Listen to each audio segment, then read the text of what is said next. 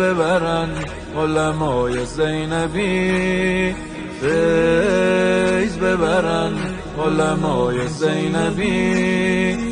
از مرحوم سیب وی شنیدم یه مطلبی، میرزای شیرازی